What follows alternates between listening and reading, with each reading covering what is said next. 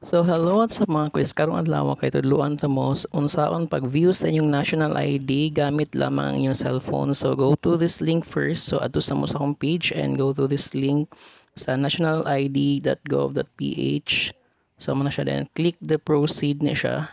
So after ana mga quiz kay i-fill ninyo ni mga blank diri nga nakabutang. So ako lang i-burn mga quiz for my privacy na lang pod.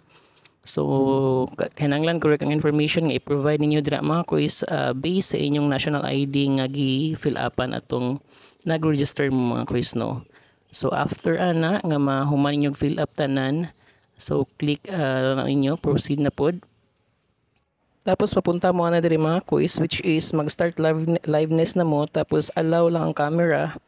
Tapos, i-verify mo kung maubag yun ang naong. So, dapat close mo or move closer mga quiz para ma-verify mo or ma-identify mo